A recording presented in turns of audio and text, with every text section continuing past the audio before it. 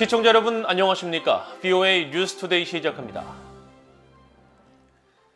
북한이 미사일 발사를 이어가며 위협 수위를 높이고 있는 가운데 미국 의회 조사국은 북한이 단거리 탄도미사일 수백 발과 중거리 탄도미사일을 수십 발 보유한 것으로 추정했습니다.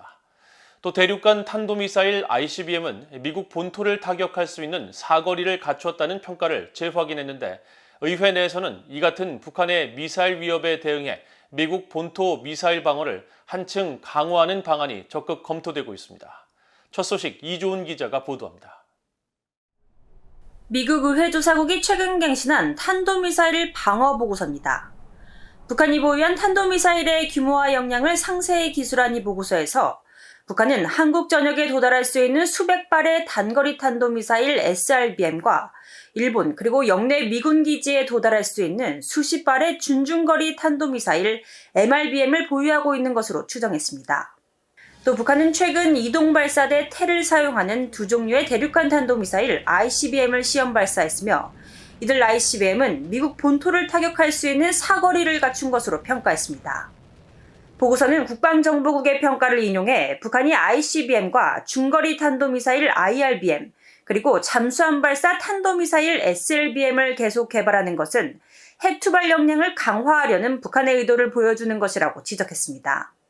의회 보고서는 이어 북한 등 적성국들의 탄도미사일 위협에 대응하기 위한 미국의 방어 역량에 관해 평가했습니다. 미국의 고고도 미사일 방어체계 사드는 전 세계에서 가장 진보된 탄도미사일 방어체계라는 평가가 많으며 현재 괌과 한국 그리고 페르시아만에 미국의 사드 포대가 배치돼 있다는 점을 강조했습니다.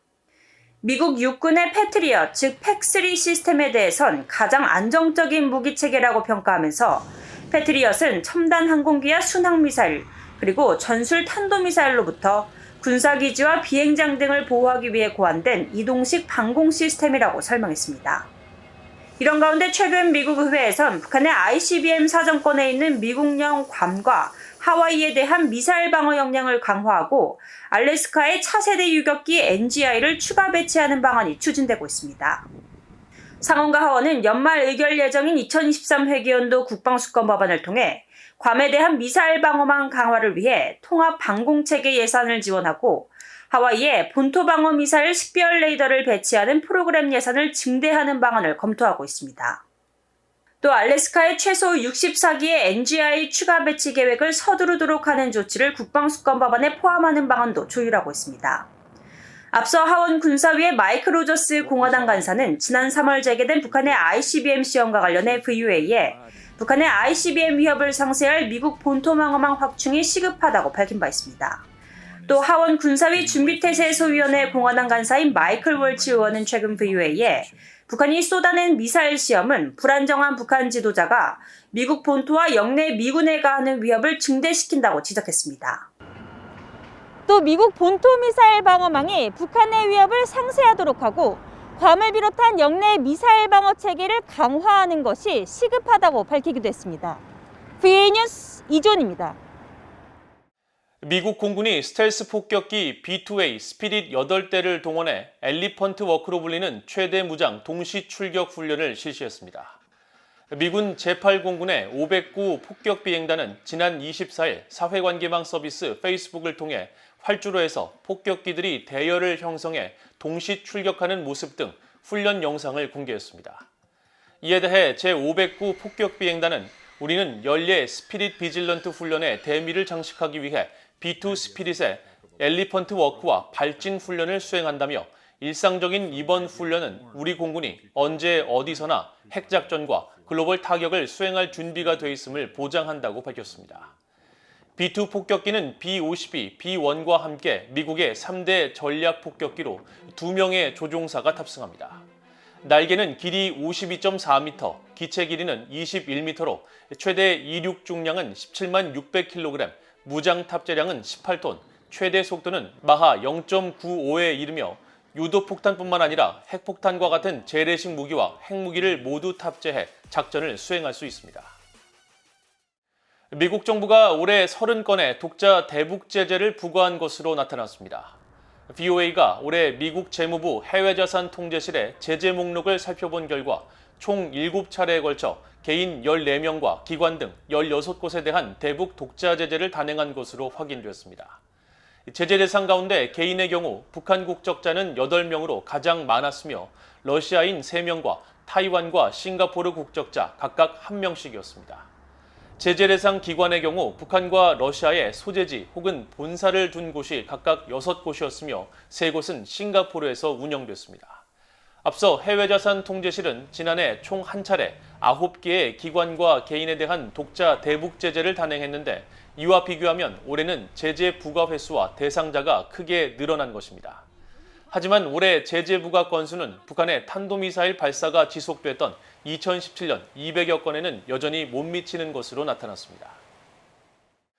북한 서해상에서 중국 어선이 다시 발견되기 시작했습니다.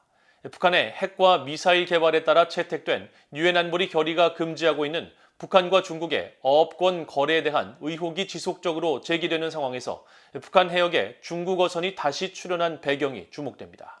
함지하 기자가 보도합니다. 선박의 실시간 위치 정보를 보여주는 마린 트래픽 지도입니다. 한반도 시각으로 25일 오후 1시경 북한 서해와 대동강이 맞닿은 남포 일대에서 서쪽으로 약 21km 떨어진 지점에 중국 어선 랴오다 중이 15031호가 보입니다. 길이 50m, 폭 8m의 중형 선박으로 마린 트래픽은 어선으로 표기했습니다. 마린 트래픽에는 랴오다 중이란 이름에 각각 다른 번호를 붙인 선박 약 300척이 등록돼 있으며 이들은 모두 중국 깃발을 단 어선입니다.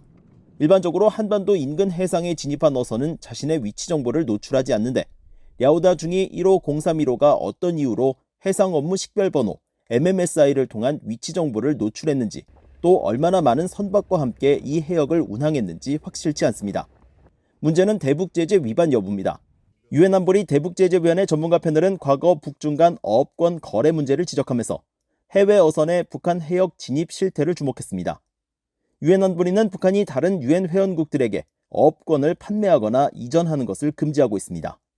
하지만 중국 어선은 북한으로부터 매년 어업권을 사들여 조업을 하고 있으며 북한은 이를 통해 연간 수억 달러의 외화 수익을 거두고 있다는 지적이 매년 제기돼 왔습니다.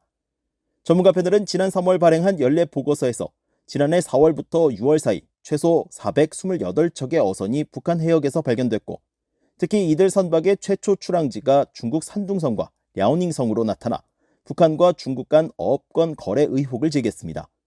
전문가 패널에 따르면 북한의 핵과 미사일 개발에 따른 유엔 안보리 결의가 채택된 이후 북한 해역에 진입한 어선 수는 2018년에 2,611척, 2019년에는 1,882척, 또 2020년에는 2,389척으로 매해 평균 2,000척 이상 북한 해역에 진입했던 것으로 파악됩니다. VOA 뉴스 함지아입니다. 북한이 최근 암호화폐 가격 하락에도 암호화폐 탈취를 노린 해킹 공격을 계속 감행할 것이라는 분석을 담은 보고서가 나왔습니다. 한국국가정보원 산하 국가안보전략연구원은 25일 발표한 보고서에서 김정은 집권 이후 북한은 사이버 공격을 더욱 대담하게 전개하고 있으며 특히 국제사회의 대북 제재를 우회하고 핵과 미사일 개발을 지탱하기 위해 암호화폐 공격을 통한 외화 확보에 주력하고 있다고 지적했습니다. 이어 북한은 최근 암호화폐 가격이 하락하고 미국의 제재 등으로 갈수록 현금화가 어려워지고 있는 상황에서도 암호화폐 거래소에 대한 공격을 지속하고 있다면서 저비용 고수익의 익명성이 뛰어난 암호화폐는 여전히 북한의 매력적이라고 분석했습니다. 그러면서 국제사회의 고강도 제재로 외화 확보 수단이 부족한 북한으로서는 가치 하락에도 불구하고 암호화폐 해킹에 주력할 수밖에 없으며 이에 대응해 국제사회는 북한의 암호화폐 공격 기법과 성공적인 대응 사례, 기술적 대응 방안을 공유하는 등 공조를 강화해야 한다고 강조했습니다. 최근 지안니 인판티노 국제축구연맹 FIFA 회장이 인권 상황과 관계없이 북한에서도 월드컵을 개최할 수 있다고 발언한 것을 두고 인권단체들의 비판이 쏟아졌습니다. 세계 100여 개 국가의 인권 상황을 감시하는 휴먼 라이츠 워치의 필 로버트슨 아시아 담당 부국장은 25일 VOA에 북한은 세계 여러 나라 공사 프로젝트에 체계적으로 강제 노역을 동원하는 세계 최악의 인권 위반 국가 중 하나라며 인판티노 회장의 발언은 노동자들 인권에 관해 얼마나 무지하고 또 얼마나 무신경한지 보여주는 것이라고 비판했습니다. 로버트슨 부국장은 그러면서 인판티노 회장은 이 세상에 월드컵을 주최하기에 매우 부적절한 나라들이 있다는 것을 인지해야 한다며 북한과 카타르가 바로 그런 곳들이라고 주장했습니다. 영국에 본부를 둔 인권단체 국제 앰네스티도 VOA에 표현의 자유에 대한 심각한 억압 등 북한의 인권 상황을 고려하면 북한에서 경기 개최로 인한 인권 위반이 일어나지 않을 것이라는 보장은 불가능에 가깝다고 밝혔습니다. 아랍권 최초로 월드컵을 개최하고 있는 카타르에서는 축구 경기장 및 시설 건설 현장에서 이주 노동자들이 잇따라 사망해 인권 유린 문제가 제기됐습니다. 북한 정권은 외화를 마련하기 위해 지난 수십 년 동안 야생동물 밀매에 직접 개입하거나 외교관들을 동원해 거래를 해왔다고 영국의 왕립합동군사연구소 루시가 밝혔습니다.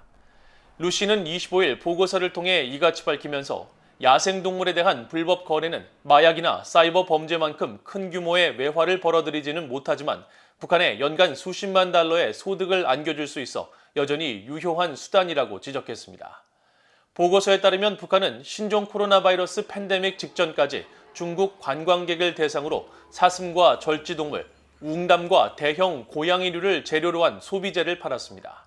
실제 중국 세관 당국은 2019년 5월에서 6월 사이 북한에서 돌아오는 중국 관광객들로부터 107병의 호랑이 뼛가루를 넣은 술이란 뜻의 호골주를 압류했으며 해외 북한 외교관들은 아프리카나 동남아에서 코뿔소의 뿔과 코끼리, 상아 등 야생동물 부위를 불법적으로 거래해왔다고 밝혔습니다. 이상으로 VOA 뉴스투데이를 모두 마칩니다. 시청해주신 여러분 고맙습니다.